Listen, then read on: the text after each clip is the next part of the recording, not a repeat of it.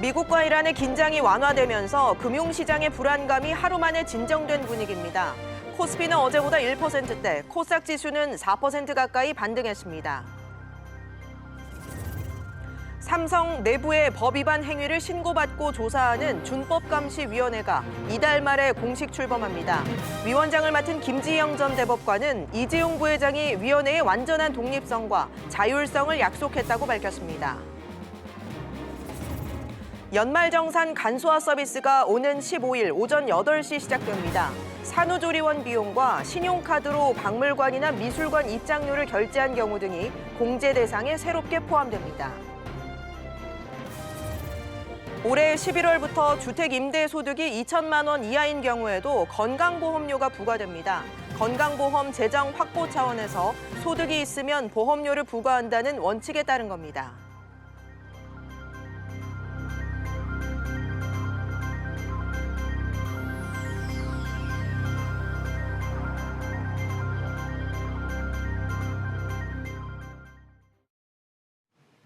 시청자 여러분 안녕하십니까? 1월 9일 비즈플러스 시작합니다. 첫 소식입니다.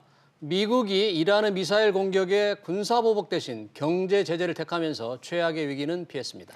물론 여전히 언제 다시 터질지 모르는 화약고 같은 분위기지만 일단 양국이 무력 충돌을 자제하는 분위기에 금융시장도 안정을 되찾았습니다. 자세한 내용은 취재기자 연결합니다. 조슬기 기자. 네, 조슬기입니다. 네, 어제 중동발 악재에 휩싸였던 주식시장이 오늘 반등했다고요? 네, 코스피는 어제 하락분을 모두 만회했습니다. 미국과 이란의 군사적 긴장감이 완화됐기 때문인데요. 코스피는 어제보다 35.14포인트, 1.63% 오른 2186.45의 거래를 마쳤습니다. 코스닥도 25.15포인트, 3.92% 오른 666.09에 마감했습니다. 이란의 보복성 미사일 공격에 트럼프 미국 대통령이 군사적 대응보다 경제적 제재 방침을 시사하면서 확전 가능성을 차단한 영향이 컸다는 평가입니다. 기관이 2,800억 원어치 순매도했지만 외국인과 개인이 각각 930억 원, 1,800억 원어치 순매수하며 반등을 견인했습니다. 또 코스피와 코스닥 모두 시총 상위주를 중심으로 일제히 올랐고 전기전자와 건설업종의 강세가 두드러진 모습을 나타냈습니다. 네, 다른 주요국 증시도 어제와 달리 일제히 올랐죠? 네. 중동발 지정학적 리스크가 한층 누그러지면서 중국과 일본 등 아시아 증시도 일제히 상승했습니다. 또 밤새 급등했던 국제유가도 5% 가까이 떨어지며 하루 만에 급락세로 돌아섰고 위험자산 회피 분위기가 완화된 영향으로 금값도 1% 가까이 하락했습니다. 또 어제 장중 급등했던 원달러 환율도 안정세를 되찾으며 무려 11원 70전 떨어진 1150원 10전에 거래를 마감했습니다. SBS CNBC 조슬기입니다. 연말정산을 준비할 때가 임박했습니다. 오는 15일 오전부터 연말정산 간소화 서비스를 통해 소득공제와 세액공제 자료를 조회할 수 있고요. 18일 이후에는 공제신고서 작성, 공제자료 간편 제출, 세액 계산까지도 할 수 있습니다. 올해 달라진 부분이나 미리 챙겨야 할 부분들을 정윤영 기자가 정리했습니다. 가장 눈에 띄는 건 산후조리원 비용이 의료비 공제에 추가된 겁니다. 총 급여 7천만 원 이하 근로자라면 출산 한 번당 200만 원까지 의료비로 인정돼 세액 공제받을 수 있습니다. 실례로 총 급여액이 5천만 원인 근로자가 배우자를 위해 산후조리원 비용으로 300만 원을 지출한 경우 의료비 세액 공제 금액으로 7만 5천 원을 돌려받을 수 있습니다. 의료비는 총 급여액의 3%를 초과해 지출한 금액에 대해 15%의 공제율을 적용해 계산한 금액을 세액 공제합니다. 같은 소득 수준 근로자는 올해 7월 1일 이후 박물관, 미술관 입장료로 지출한 돈의 30%를 소득공제 받을 수 있습니다. 공제 혜택이 줄어든 부분도 있습니다. 지금까지 20세 이하 자녀는 모두 세액공제를 받았지만 올해부터 7세 이상 자녀만 공제를 받을 수 있습니다. 면세점에서 사용한 돈은 소득공제 대상에서 제외되고 실손 의료보험금으로 돌려받은 돈은 의료비 세액공제에서 제외된다는 점도 주의해야 합니다. 근로자 연말정산의 경우 공제 요건을 근로자 본인이 직접 판단을 해야 됩니다. 근데 이 부분은 고의가 아닐지라도 잘못해서 소득공제나 세액공제를 신청하게 되는 경우에 가산세를 부담할 수 있기 때문에 이런 불이익을 받지 않으시도록 주의하셔야 됩니다. 연말정산과 관련해 궁금한 사항은 국세청 홈택스 홈페이지에서 검색하거나 전국 세무서 방문을 통해 상담받을 수 있습니다. SBS CNBC 정윤영입니다. 정부가 최근 주택 임대 시장을 투명하게 관리하기 위해 올해부터 2천만 원 이하의 월세 등 임대 소득에도 세금을 부과하기 시작했죠. 그런데 이 임대 소득에 건강보험료도 부과된다고 합니다. 취재기자 연결해서 자세한 내용 알아보겠습니다. 이광호 기자. 사실 임대 소득 하시는 분들 입장에서는 그렇게 달갑지 않은 소식인 것 같아요. 왜 건보료를 추가한다는 겁니까? 네, 일단 소득이 있으면 보험료를 뗀다는 원칙에 따른 겁니다. 보건복지부와 건강보험공단 등은 이 같은 원칙에 따라 2천만 원 이하 임대소득에도 건보료를 부과하겠다고 밝혔는데요. 지난해 임대소득을 신고하면 실제 건보료는 11월부터 부과됩니다. 그런데 최근 국세청 발표를 보면 임대사업자로 등록하면 세금을 많이 깎아준다고 하던데 이게 건보료에는 영향이 없나요? 관련이 있습니다. 임대사업자로 등록하면 필요 경비율이라는 게 달라지기 때문인데요. 사업자라면 임대를 유지하는 데 필요한 비용만큼을 빼고 나머지 부분에만 세금을 뗄 수 있는데 이게 임대사업자는 60%, 미등록자는 50%입니다. 임대사업자는 미등록자보다 소득의 10%를 더 경비로 인정받고 적은 세금을 낼 수 있다는 건데 건보료도 같은 기준을 적용받는다는 게 건보공단 측 설명입니다. 그러면 지역 가입자냐, 직장 가입자냐에 따른 차이는 없나요? 네, 기본적으로 직장 가입자는 월급 말고 올리는 소득이 3,400만 원을 넘지 않으면 건보료가 추가로 부과되지 않습니다. 다만 이제까지는 월급 외 소득에 2천만 원 이하 임대소득은 아예 포함되지 않았는데 앞으로는 포함이 된다고 보면 되고요. 지역 가입자는 소득과 재산을 합쳐 등급을 매긴 후에 건보료를 부과했는데 이 소득에 소액 임대소득이 새로 추가되는 방식입니다. 때문에 임대소득으로 등급이 올라간다면 건보료가 더 늘어날 수도 있습니다. SBS CNBC 이광호입니다. 새해를 맞아 다이어트 결심하신 분들 많을 텐데요. SNS상에서 이 제품 먹고 살 빠졌다며 광고하는 경우가 많습니다. 효과를 자랑하는 사진을 보면 혹하게 되는데요. 그런데 허위 과장 광고가 적지 않다고 합니다. 이한나 기자가 보도합니다. 나와 있던 배가 일주일 만에 쑥 들어간 사진이 올라와 있습니다. 일주일 만에 몸무게가 3kg이 줄고 손가락에서 빼기 힘들었던 반지도 붓기가 빠지면서 바로 빠집니다. 그런데 알고 보니 모두 사진을 조작한 허위 과대 광고였습니다. 이외에도 특정 제품 섭취 후 정력 강화 효과를 봤다는 등 음란한 표현을 사용한 유튜버도 있었습니다. 식품의약품안전처는 이렇게 거짓 체험을 바탕으로 특정 제품을 광고한 인플루언서 15명을 적발했습니다. 이들 대다수는 10만 명 이상의 구독자를 가진 영향력 있는 사람들이었습니다. 제품이 팔릴 때마다 이들은 최대 35%의 판매 마진을 챙겼습니다. 소비자는 SNS에서 인플루언서 등이 광고, 판매하는 제품을 구매할 경우 허위 과대 광고에 현혹되지 말 것을 당부드립니다. 이번에 적발된 제품은 33개, 광고 게시물은 153개에 이릅니다. 유명세를 활용하려 인플루언서들에게 제품을 제공한 8개 업체에는 행정처분과 고발 조치가 이뤄졌습니다. SBS CNBC 이한나입니다. 임직원 격려차 회사가 비용을 대는 여행객을 인센티브 관광객이라고 하는데요. 이번 주 들어서 5천여 명의 중국인 인센티브 관광객이 한꺼번에 우리나라를 찾고 있습니다. 사드 사태 이후 최대 규모인데 화장품 등 관련 회사의 주가도 크게 오르고 있다고 합니다. 엄하은 기자가 취재했습니다. 중국인 관광객 수백 명이 인천공항으로 들어옵니다. 한 중국 회사 직원 5천 명이 나눠서 인센티브 관광을 온 건데 2017년 사드 사태 이후 인센티브 관광으론 최대 규모입니다. 我们是跟着义勇堂一起过来的，心情非常的愉快，觉得韩国人民特别的热情。我们义勇堂万能之旅来到你们美丽的韩国，第8届万能之旅到你们这边购物，吃好吃的，吃美食。 중국이 사드 보복 조치에 나섰던 지난 2017년엔 우리나라를 찾는 중국인 인센티브 관광객이 단 한 명도 없던 달도 있었습니다. 하지만 베이징 등 일부 지역의 단체 관광 상품 판매가 허용되면서 지난해 가을부터 매달 10,000명 이상으로 늘기 시작했습니다.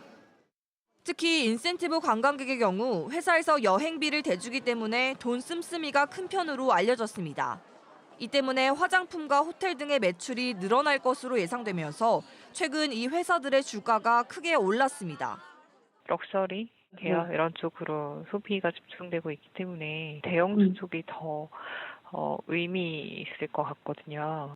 특히 시진핑 중국 국가주석이 올해 상반기 안에 우리나라를 찾고 여행 규제가 모두 풀릴 경우 중국 관광객 수가 사드 보복 이전 수준에 다가갈 것으로 보입니다. SBS CNBC 엄하은입니다.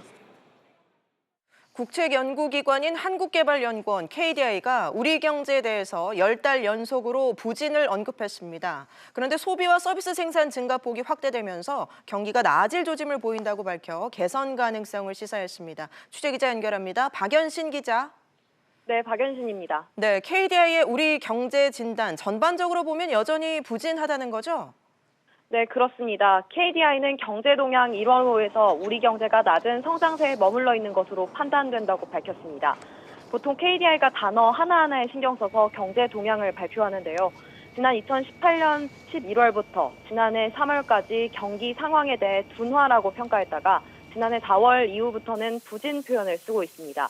이번 호에서도 투자와 제조업 부진은 지속되고 있다고 언급했습니다. 특히 설비 투자와 건설 투자가 부진한 모습이 여전하다고 진단했는데요. 제조업 전반에 대해선 생산 감소폭이 축소됐으나 재고율이 높은 가운데 가동률도 낮은 수준에 머물러 있다고 설명했습니다. 네, 다만 우리 경제에서 긍정적인 변화 조짐도 보이고 있다는 진단을 내렸다고요? 네, 그렇습니다. 변화 조짐이 눈에 확 띄는 수준은 아니지만 그래도 긍정적인 부분이라는 점에서 주목을 끌고 있습니다. 특히 KDI는 반도체 생산이 큰 폭으로 증가하고 선행지표의 상승세가 이어지면서 경기 부진이 점차 완화될 가능성을 시사했습니다. 네, 그런데 박 기자, 이 세계은행이 올해 세계 경제 성장률 전망치를 하향 조정했습니다. 우리 경제에 다소 부담이 되지 않을까 싶은데요. 네, 그렇습니다. 세계은행은 올해 세계 경제 성장률 전망치를 2.5%로 내다보면서 지난해 6월 발표보다 0.2%포인트 하향 조정했습니다. 특히 이번 하향 조정의 원인으로 미중 갈등 지속을 꼽고 있습니다. 다만 세계은행은 내년 오는 2022년 성장률 전망치를 각각 2.6%와 2.7%로 제시하면서 회복세를 보일 것이라고 내다봤습니다. SBS CNBC 박연신입니다.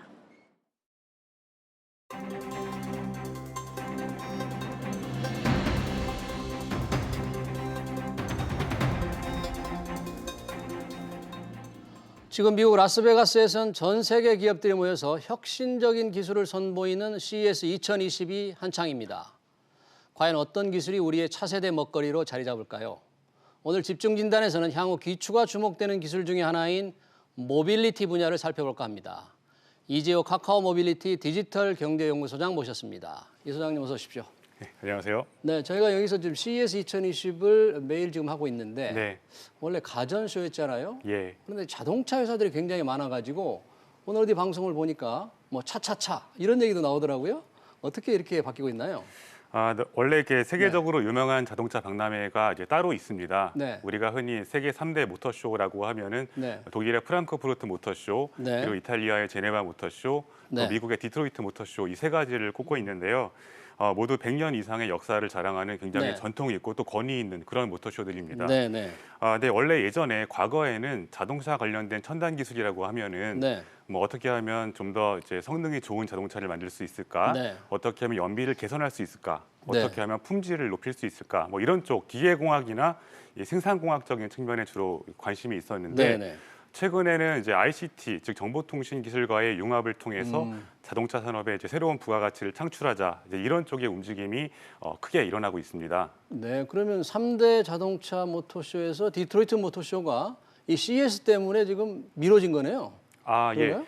원래 그 디트로이트 모터쇼는 네. 이제 매년 1월에 그러니까 네.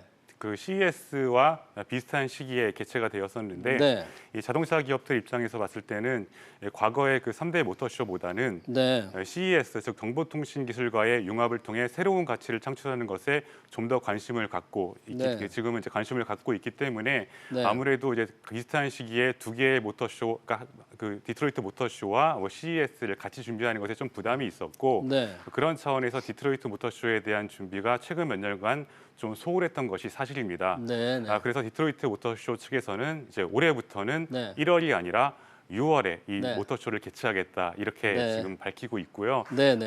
그만큼 이제 자동차 모빌리티 분야에서 CES의 위상이 한층 높아졌다 그렇게 네. 말씀드릴 수 있겠습니다. 지금 이제 모빌리티 말씀을 해주셨는데 어쩌면 이 새로운 산업의 메가 트렌드가 이제 모빌리티라고 할 수 있어요. 그렇다면 그 모빌리티에 5G, AI 이런 기술이 접목되잖아요. 네네. 이 모빌리티의 가장 큰 이슈는 역시 자율주행차가 아닐까 싶은데 자율주행차는 이번 CES에서 어떻게 지금 신기술을 선보이고 있습니까? 네, 그 자율주행 네. 자동차와 관련된 기술이라고 하면은 우선은 이제 주변의 사물을 인식할 수 있는 네. 카메라와 같은 이제 비전 센서들이 있고요. 네. 이 비전 센서의 기능을 보완하기 위해서 뭐 레이더나 라이다 같은 이런 장비들이 있습니다. 즉 네. 이제 전자기파를 송출해서 네. 그 돌아오는 반사파를 측정해서 앞에 어떤 사물이 있다라는 걸 인식하는 장비고요. 네. 그다음에 자율주행 관련된 이제 소프트웨어 솔루션들, 그다음에 네. 5G와 같은 통신 기술들이 이 자율주행을 구성하는 굉장히 중요한 기술들인데요. 네, 네. 이번 CES에서도 뭐 자동차 완성차 업체나 뭐 부품 기업들 그리고 정보통신 기반의 기업들이 이와 관련된 다양한 기술들을 소개하고 있습니다. 네. 사실 우리가 예전에 이제 자율주행 자동차라고 하면은 굉장히 먼 미래의 일처럼 사람들이 생각했잖아요. 그렇죠. 예, 네. 그런데 지금으로부터 1년 전, 그러니까 네. 2018년 12월에 네.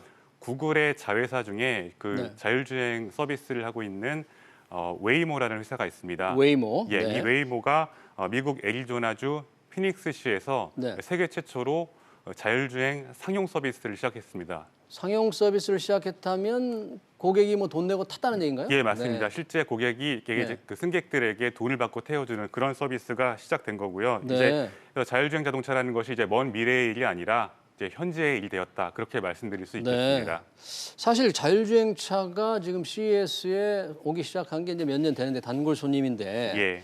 이번 CES에서 자율주행차 관련돼서 주목받는 기업들이 또 있잖아요. 네. 네, 어떤 기업들이 있습니까? 우선은 이제 미국의 승차 공유 업체인 그 리프트라는 회사가 있어요. 리프트, 우버와 네. 쌍벽을 이루고 있는 그런 회사인데 네. 이 리프트와 그다음에 자율주행 솔루션을 개발하는 회사인 앱티브라는 이제 그 부품 기업이 있는데 네. 이 두 개의 회사가 같이 연합해서 이 CES에 오는 방문객들, 관람객들을 대상으로 네. 자율주행 승차 공유 서비스를 제공하고 있습니다. 아, 그러니까 CES 온 관람객들을 타볼 수 있게 해주는 그런 거군요. 예, 맞습니다. 네. 그 실제로 타보신 분들 말씀을 들어보면은 어떻게 말하는 사람이 거예요? 직접 운전하는 것과 거의 이제 구별을 할 수 없을 정도로 굉장히 안정적으로 운전을 하고 있다. 이제 그렇게 평가를 하고 그럼 있습니다. 거의 운전석에 운전자가 없고 손님만 타는 건가요? 지금은 이제 관련된 직원들이 네. 그 만약의 사태에 대비해서 앉아 있기는 하지만 실제로 운전을 하지는 않는다고 합니다. 네. 그리고 이제 이번 CES의 특징을 보면은 네. 최근 몇 년 동안 자율주행과 관련된 기술들이 이미 많이 소개가 되었기 때문에 네. 이 관람객들, 방문객들 입장에서는 뭐 네. 특별히 새로운 게 없다 이제 이렇게 느껴질 수도 있는데요. 네, 네. 한 가지 주목할 만한 것은 우리가 잘 알고 있는 이제 일본의 전자 업체 그 소니가 소니가. 네. 예, 소니가 차세대 자율주행 전기차인 비전 S라는 그 모델을 이번에 소개해서 사람들을 깜짝 놀라게 했습니다. 네, 전자장비 회사인 소니가 이런 자율주행차를 선보였다. 예, 그러니까 네. 소니가 이제 과거에 그 자동차에 들어가는 전장 제품들을 일부 이제 만들기는 했지만 이렇게 완성된 형태의 자동차를 내놓은 것은 이번이 처음이고요. 네, 저거 지금 화면에 나온 저건 비전 S 저건가요? 예. 네.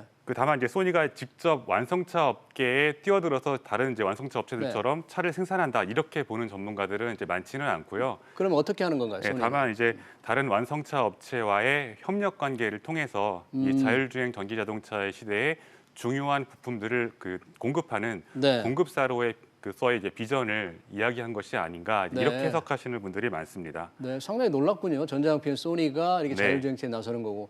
우리 일본의 그 자동차 회사들 토요타 같은 경우 있는데 토요타 같은 경우에도 뭐 새로운 기술이 좀 선보이지 않았을까요? 예, 네. 토요타는 이제 지난번 네. CES에서 네. 이 팔레트라고 하는 자율주행 셔틀을 선보여서 굉장히 인기를 끈 바가 있습니다. 네. 근데 이제 지난번 CES에서는 여러 사람들이 탈 수 있는 셔틀을 공개했다라고 하면은 네. 이번에는 여러 사람이 아니라 한 명이 탈 수 있는 1인승 자동차인 이제 E-폼이라는 모델을 선보였는데요. 1인용 자율주행차. 네, 맞습니다. 이 차 안에서 이제 사람들이 뭐 음악도 듣고 지금 화면에 나오네요. 예, 이 운동도 폼이. 하고 네. 뭐 옷도 갈아입고 뭐 게임도 할 수 있고 네. 굉장히 다양한 이 인포테인먼트를 이 자동차 안에서 즐길 수 있지 않을까 이제 이렇게 홍보를 하고 있습니다. 네.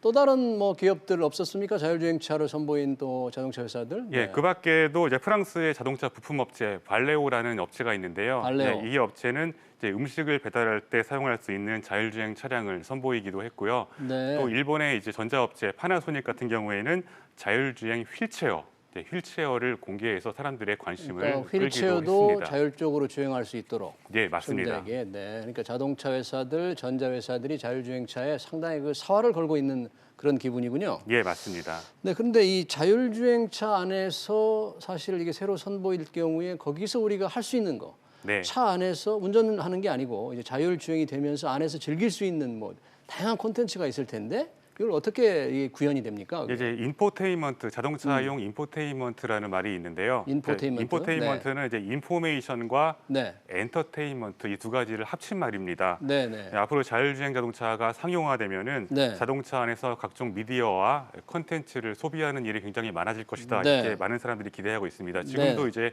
뭐 대중교통 이용하실 때 보면은 거의 대부분의 사람들이 스마트폰 화면만 들여다보고 있잖아요. 그렇죠. 예. 네네. 근데 이 자율주행 자동차의 시대가 되면 이 자동차라는 특성상 여기는 이제 독립적인 공간이고 네. 또 스마트폰 화면과는 비교할 수 없을 정도로 큰 네. 화면이 제공될 수 있잖아요. 네, 네, 네. 그런 의미에서 앞으로 새로운 형태의 미디어 공간으로 이 자동차가 주목을 받고 있습니다. 아, 그러니까 앞에도 뭐 화면이 큰 게 있고 예. 옆에도 있고 예, 뭐 예, 뒤에도 예. 있고 그럴 뭐 수 그런 있습니다. 식으로 되는 거예요? 집에 있는 것처럼? 예, 맞습니다. 네. 네. 그러면 이 주목할 만한 기업들이 많이 있을 걸까요? 이런 자율주행차 관련해서? 이제 인포테인먼트 쪽에 좀 이제 한정해서 말씀을 네. 드리자면요. 이제 BMW가 i3 어반 스위트라는 모델을 이제 공개했습니다. BMW? 예, 네. 예. 그 스위트라는 이제 이름에서 볼 수 있듯이 사용자들에게 호텔의 스위트룸처럼 굉장히 편안하고 네, 안락한 그런 서비스를 제공하겠다, 공간을 네. 제공하겠다라는 그런 취지인데요. 네. 뭐 탑승자는 이제 차 안에서 뭐 잠을 자거나 네. 휴식을 취할 수도 있고 네. 또 이제 각종 인포테인먼트를 즐길 수도 있고 네. 뭐 필요한 경우에는 일도 할 수 있고요. 그러니까 네. 카시트를 보면은 일반적인 카시트보다 훨씬 크고 편안하게 구성이 되어 있고 뭐 천장에서 스크린이 내려온다거나 지금 화면의 사진 왼쪽에 뭐 미니 맞습니다. 호텔 그렇게 예, 굉장히 편안하게 지금 네. 보이시는데요. 네, 네. 개인용 사운드 존도 이제 제공하고 있습니다. 네.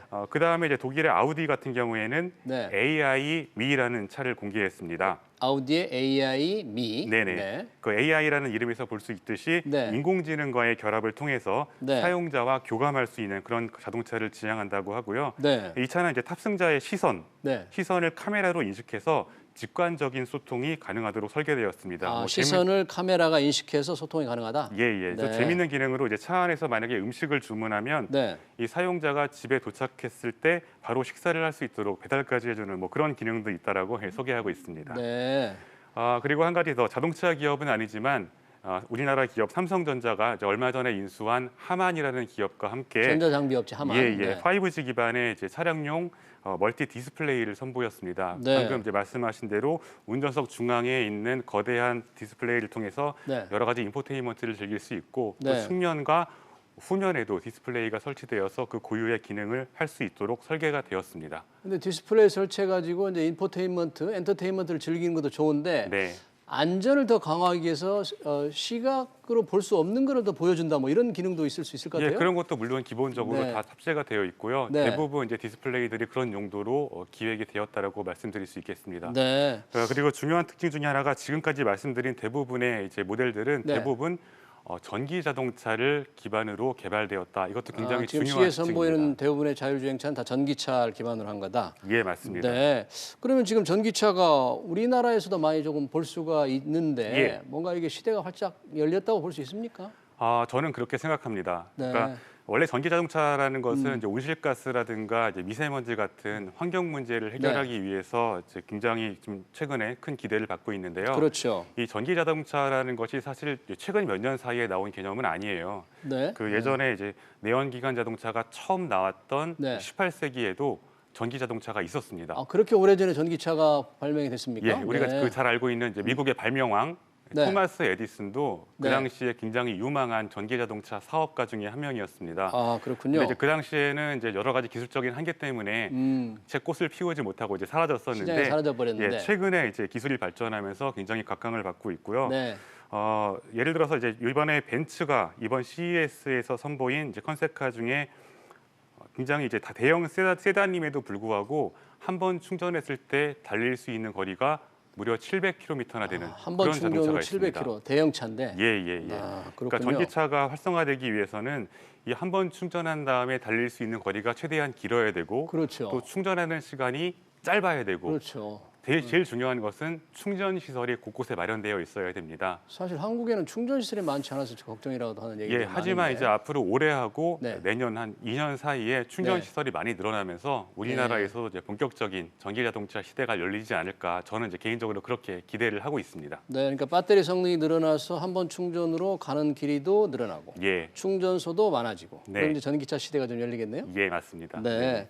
지금 외국 자동차 뭐 토요타, 벤츠 다 얘기를 했는데 사실 이 CES에서 현대차가 굉장히 주목을 끌었어요. 네, 맞습니다. 저희 이 시간에도 방송을 했는데 뭐 플라잉카라고 했는데 네. 이 도심 항공 모빌리티 사업으로 획기적인 지금 신기술을 선보였는데 굉장히 관심을 많이 받은 것 같아요. 예, 이번에 굉장히 큰 관심을 받고 네. 있는 기업이다라고 하면 이제 바로 현대자동차를 네. 꼽을 수 있고요. 네. 현대차는 이제 최근에 그 어번 에어 모빌리티 UAM 사업부를 신설하고 네. 나사 출신 연구원을 이제 영입해서 사업부장 자리에 이제 모셔왔습니다. 네. 이 정의선 부회장이 앞으로 현대차는 자동차 제조회사를 넘어서 네. 종합 모빌리티 솔루션 기업으로 거듭나겠다 이렇게 말씀하셨는데 네. 그 의지를 엿볼 수 있는 대목입니다. 네. 이 정체가 심한 도로에서 소비자들의 수요가 분명히 있을 것이라고 생각을 합니다. 네. 현대차는 이제 지난 11월에 회사 내에서 자동차 제조의 비중을 좀 줄이고 대신 이제 플라잉카의 사업 비중을 전체 30%까지 증가시키겠다, 네. 확대하겠다, 뭐 그런 계획을 밝히기도 했습니다. 그럼 실현 가능성을 어느 정도로 우리 보십니까? 우선 이제 현대차의 플라잉카가 실현 가능성 측면에서 주목을 받고 있는 이유 중에 하나가 네.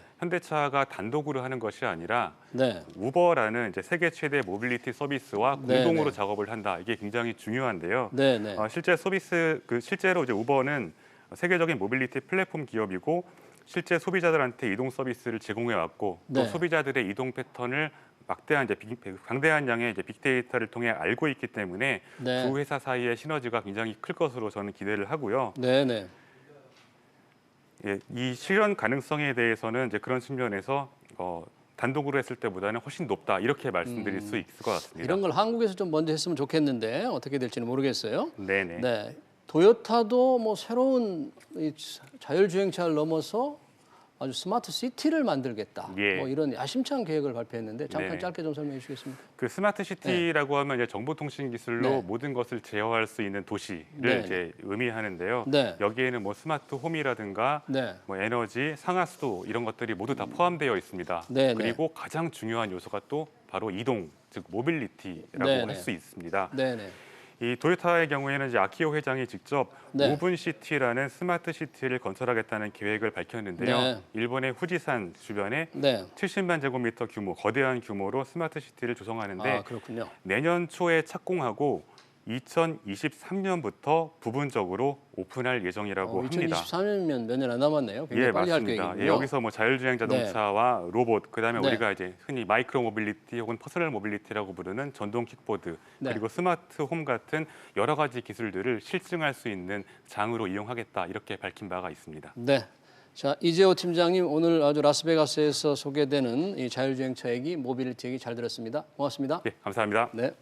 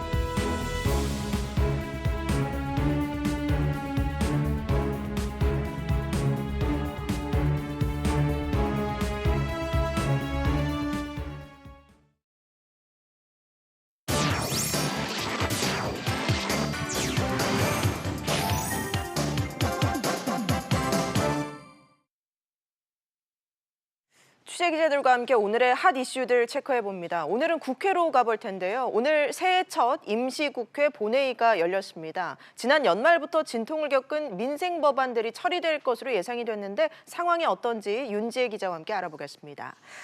윤 기자, 네. 인터넷 전문은행 특례법 개정안, 또 금융소비자보호법은 처리가 안 됐다고요? 네, 본회의에 앞서서 오전에 열린 법제사법위원회에서 인터넷 전문은행 특례법 개정안이 보류가 됐습니다. 특례법은 과거 공정거래법 위반 전력이 있어도 인터넷 전문은행 대주주가 될 수 있도록 한 법안입니다. 그런데 이 법안은 애초부터 K뱅크를 위한 법안이라는 지적이 나왔습니다.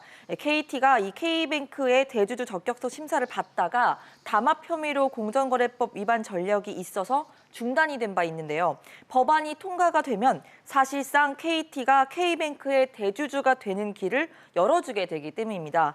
그 때문에 최입의 바른미래당 의원은 KT를 위한 특혜라는 주장을 제기하면서 반대를 했고 일단 보류가 됐습니다. 네, KT가 이 대주주가 될 수 있냐 이 여부는 결국 K뱅크의 유상증자 문제와도 연결이 되잖아요. 네, 맞습니다. K뱅크는 자본 확충을 위해서 유상증자를 추진 중입니다.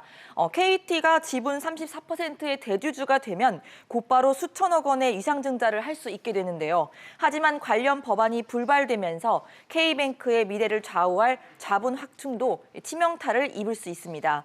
인터넷 전문은행 특례법 처리가 보류가 되면서 금융상품 부당권유 행위를 금지하는 금융소비자보호법도 함께 미뤄졌습니다. 예, 이른바 데이터 3법이라고 불리는 법안들은 본회의를 통과할 거라는 전망이 많이 나오고 있는데 어떻습니까? 네, 맞습니다. 데이터 활용 범위를 넓혀서 기업이 다양한 사업에 활용할 수 있도록 하는 내용의 법안이죠.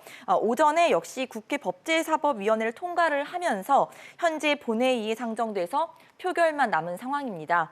이들 법안의 핵심 내용은 이 개별 동의를 받지 않아도 개인정보를 제공할 수 있게 되고 또 소관 부처별로 나뉘어서 발생하는 중복 규제를 없애는 건데요. 산업계는 다른 업종 간 빅데이터를 결합해야 새 상품과 서비스를 개발하는 효과를 낼 수 있다면서 개정안 통과를 촉구해온 바 있습니다. 알겠습니다. 이 탄력근로제 같은 근로기준법 개정안 처리는 어떻게 됐습니까? 네, 사실 이번에 가장 관심이 높을 수밖에 없었던 민생 법안 중 하나인데 환경노동위원회 논의조차도 이뤄지지 못했습니다. 당연히 본회의 상정도 안 된 상태고요. 이번에 개정안의 핵심은 주 52시간을 탄력적으로 배분하는 단위 시간을 기존 3개월에서 6개월로 늘리는 거였습니다. 그런데 여야가 결국 합의를 하지 못해서 불발이 됐습니다. 여당과 경제사회노동위원회는 탄력근로제 6개월 확대 법안 처리를 주장하고 있는 반면 자유한국당 같은 야당의 경우에는 탄력근로제 확대 외에도 선택근로제와 재량근로제 확대, 또 특별연장 근로 적용 기준 완화까지 함께 요구를 하면서 맞붙고 있는 상황입니다. 네, 알겠습니다. 윤 기자 얘기 잘 들었습니다. 삼성그룹이 준법 윤리 경영을 감시할 외부 독립기구를 구성했습니다. 삼성준법감시위원회인데요. 위원들 인선을 마치고 다음 달 초에 출범 작업에 나섰습니다. 권세욱 기자와 함께 자세한 내용 짚어보겠습니다. 권 기자, 네. 오늘이 이건희 회장의 78번째 생일이기도 한데 공교롭게도 오늘 위원회가 닻을 올렸네요. 네, 그렇습니다.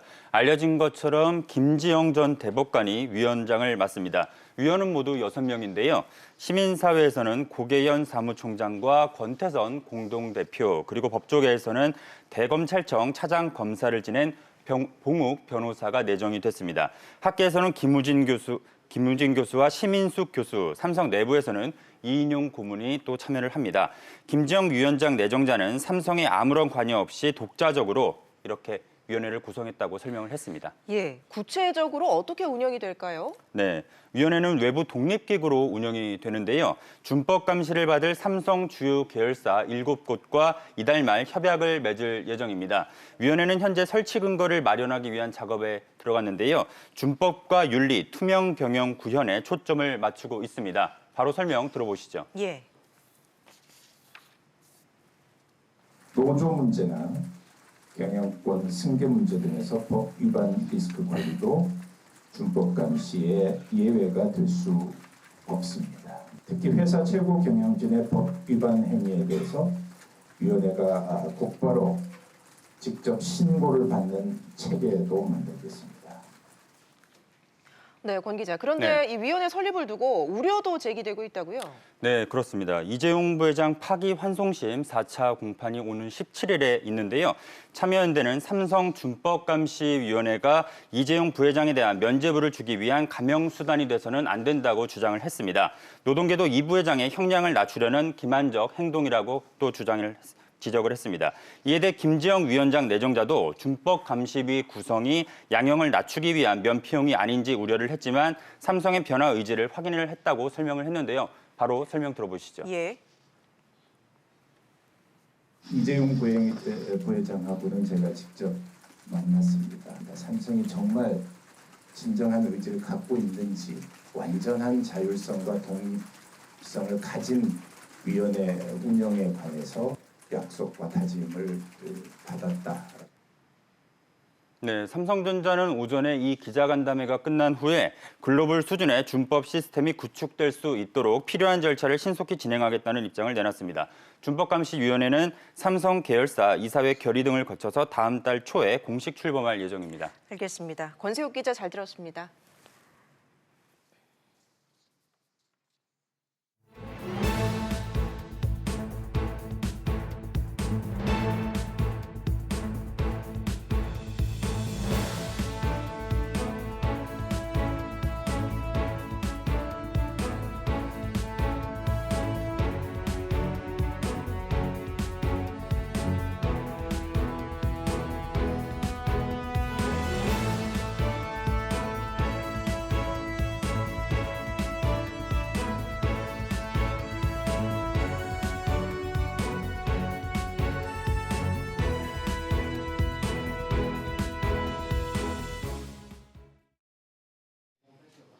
최근 안전자산에 대한 수요가 늘어나면서 금 투자에 대한 관심이 다시 높아졌습니다.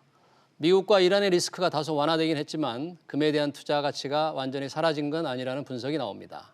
금 투자 지금이라도 해야 할까요? 해야 한다면 어떻게 투자해야 할까요? 문자 샤프 3698번으로 다양한 의견 보내주시면 실시간으로 반영하겠습니다. 자세한 내용 윤석천 경제평론가와 함께 짚어보겠습니다.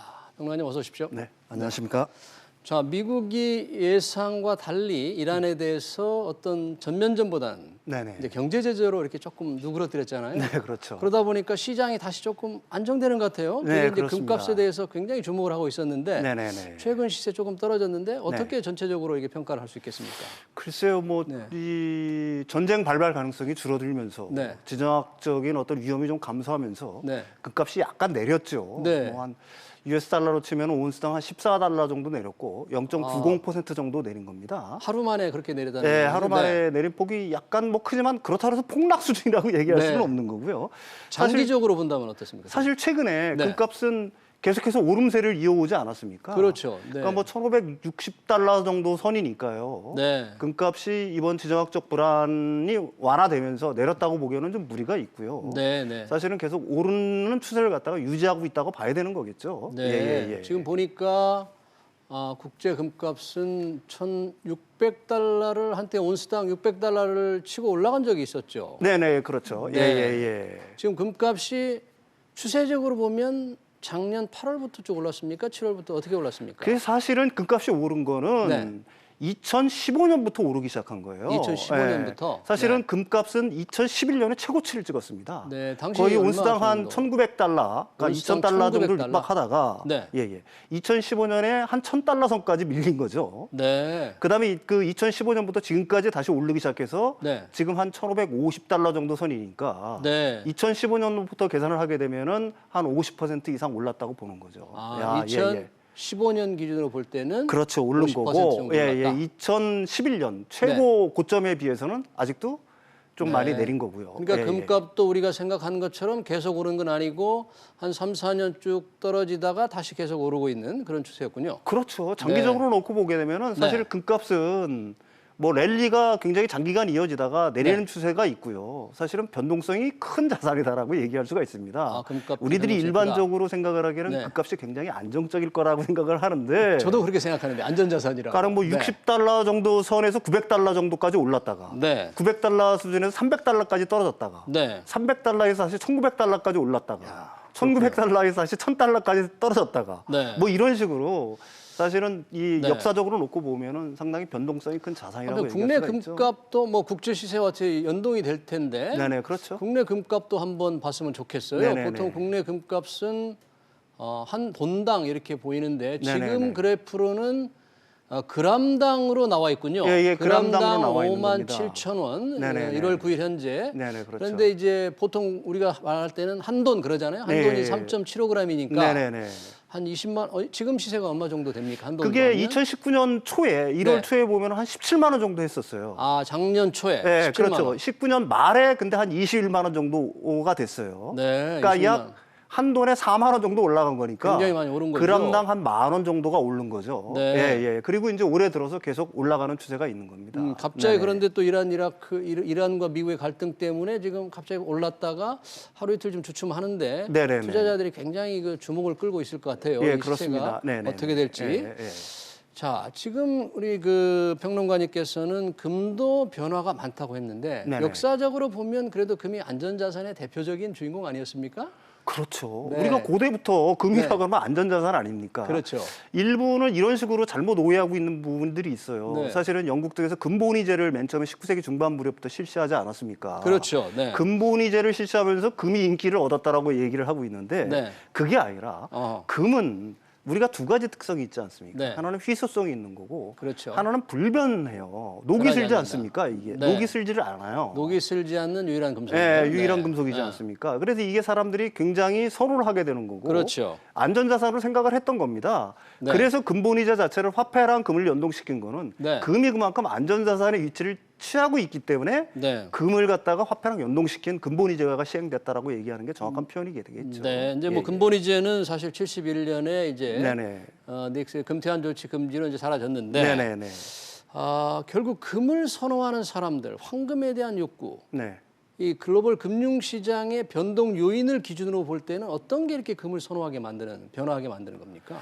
금을 갖다가 네, 자꾸 가치를. 찾는 이유는 우리가 그러니까 금태환이 금지된 1972년으로 돌아갈 필요가 있어요. 네. 1971년도에 네. 금본위제가 폐지되기 전에 금 네. 1온스의 가격이 네. 놀라지 마십시오. 65달러에 불과했어요. 60달러 정도 선에 불과했어요. 아, 그 전에 왜 그러면 강제로 금을 갖다가 달러랑 묶어놨기 때문에 그렇게 된 그렇죠. 겁니다. 네.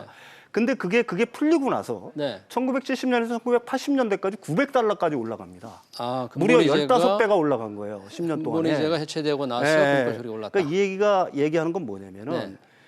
다른 말로 얘기하면 금이라는 거는 우리가 안전자산이라고 보통 얘기를 하는데 네. 안전자산이 어디에 대한 안전자산이냐?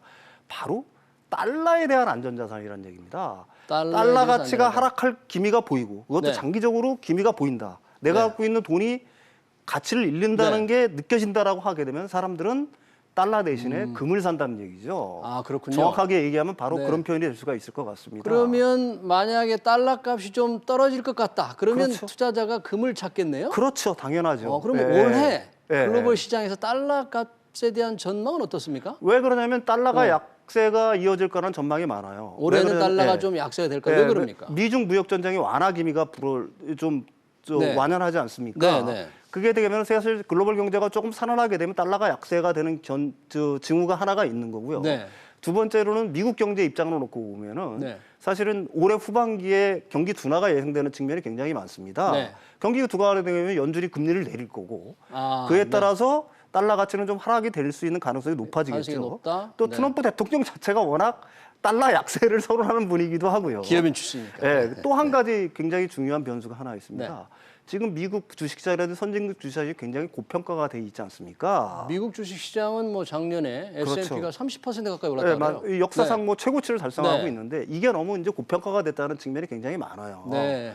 그러면은 이 파는 분들이 있을 거 아닙니까? 파는 분들이 그 대체 수단으로 어떤 걸 찾겠냐는 게 이제 금값이 오를 거라는 주장을 펴는 이들의 주식을 팔아서 뭘 그렇죠. 사느냐. 사실 그게 네. 이전에도 경험이 있습니다. 네. 2001년도에 네. 닷컴 버블이 붕괴하면서 미국 주시장이 붕괴되지 않았습니까? 네, 네. 그때 그 금값이 엄청나게 올랐어요. 아, 그렇군요. 거기서 주식시장에서 빠져나온 돈들이 대체 투자자로 바로 금을 찾았기 때문에 금값이 그렇게 올라가는 이유라고 보는 그러면 거죠. 비단 지정학적 이런 불안감보다도 달러 약세 가능성과 바로 미국 시장의 주가가 많이 올랐던 이것 그렇죠. 때문에 올해도 금값은 조금 강세로 보게 되네요. 예, 그렇죠. 일종의 이제 페이퍼 에셋에서 자금이 네. 주식이라든지 채권에서 하드 에셋, 네. 금이라든지 이런 대체 투자를 찾아서 이동할 거라고 보는 시각들이 네. 우세한 측면이 있습니다. 예, 예. 네, 그러면 금 시세를 그렇게 조금 강세장으로 예상한다면 네네.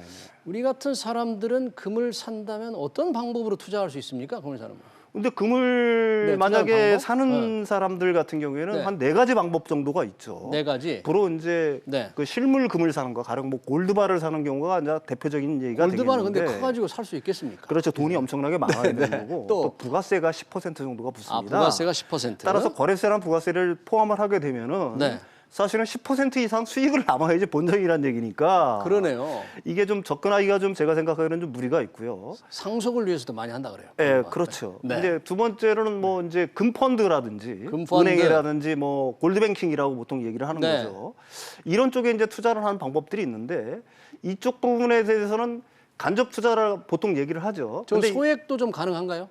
이거는 얼마든지 ETF? 뭐 아, 소액이 그렇죠? 가능한데 네. 일종의 배당소득세를 내가 돼 있습니다. 수수료랑. 배당소득세. 그러니까 배당소득세라는 게 15.4% 정도가 되니까 이 부분도 좀 이것도 그렇죠. 15% 이상 올려야 수익을 낸다는 얘기인데. 네, 그다음에 이제 일반인들이 가장 접근하기 좋은 거는 네. 사실은 ETF 거래죠. ETF. 주식처럼 거래할 수 있는 겁니다. 금 선물이라든지 이런 쪽에. 네. 그러면 이제 매일매일 시세가 바뀌죠. 네, 근데 네. 이거에 대한 장점은 소액으로 접근할 수도 있고 그렇죠. 뭐 세금도 네. 뭐 배당소득세만 내면 되니까 네. 사실은 별게 없는데 네. 이제 중요한 건 뭐냐면 시세가 매일매일 바뀌니까 사람 마음이 급변해요. 사고 팔고를 자꾸 할 수가 있는 겁니다. 이게. 네, 네.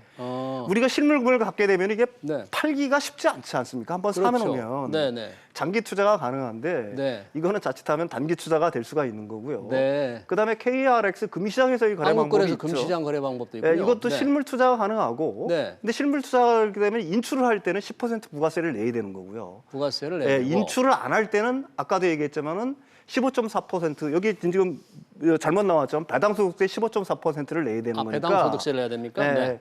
역시 그러니까 금투자라는 거는 사실 네. 일반인들이 접근하기에는 의외의 수수료라든지 이런 것들이 있으니까 네. 우리가 보통 한 10% 정도 선의 이득이 남는다고 해도 실제로 남는 게 아니니까 네, 네. 어떻게 보게 되면 좀 몇 년 단위 어떤 장기적인 투자가 그런 어떤 접근 방식이 필요한 자산이 아닌가 이렇게 생각을 그러면 합니다. 장기적으로 봤을 때도 우리 평론가님께서는 금시장을 조금 강세장으로 이렇게 전망하십니까? 왜 그러냐면은 네. 자금은 이동하게 돼 있지 않습니까?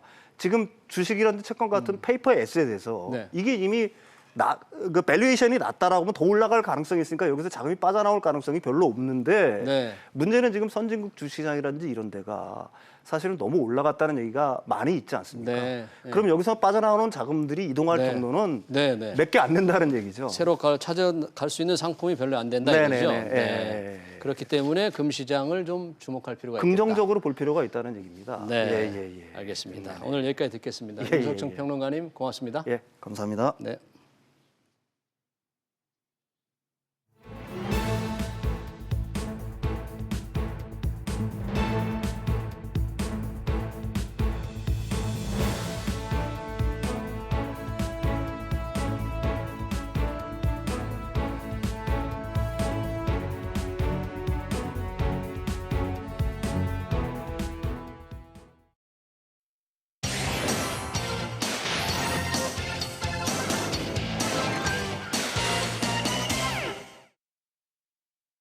세계인이 사랑하는 화가 빈센트 반 고흐의 이야기를 우리나라 제작진이 새롭게 뮤지컬로 만들었습니다. 반 고흐의 명작들이 미디어 아트로 작품 속에 녹아들어 감동을 더하는데요. 화면으로 만나보시죠.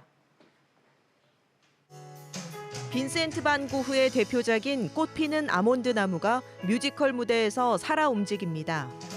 형의 이름을 딴 내 아들 빈센트 반 고흐 너에게 주는 내 그림 내 선물 빈센트 반 고흐의 동생이자 후원자였던 테오는 형의 굳센 의지와 용기를 담길 바라며 아들의 이름을 형의 이름과 같이 지었고 빈센트는 조카를 향한 사랑을 담아 이 그림을 그린 것으로 알려져 있습니다.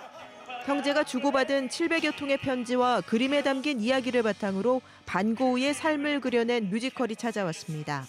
세계인이 사랑하는 반 고흐의 명작들이 무대 위에 미디어 아트로 펼쳐지며 짧지만 강렬했던 그의 예술 세계를 조명합니다. 고지식한 시어머니와 순종적인 며느리가 사는 집에 한 70대 할머니가 하숙생으로 들어옵니다. 예측 불허의 할머니지만 가정의 활기를 불어넣으며 새 중년 여성은 자아를 찾아갑니다. 연극 여자 만세 2는 양희경과 윤유선 등 인기 중견 배우들의 탄탄한 연기를 통해 사연 있는 여성들의 가슴 찡한 이야기를 전합니다.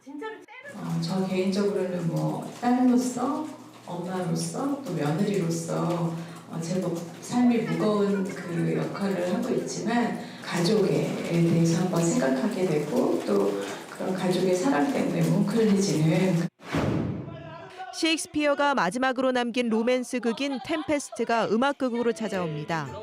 억울하게 무인도로 쫓겨난 밀라노의 공작 프로스페로와 요정 에어리얼이 펼치는 복수와 화해의 이야기로 다채로운 음악과 안무가 어우러져 고전과 또 다른 감동을 선사합니다. 세종문화회관은 이번 템페스트를 시작으로 온 가족이 쉽게 즐기는 셰익스피어 시리즈를 연이어 선보입니다.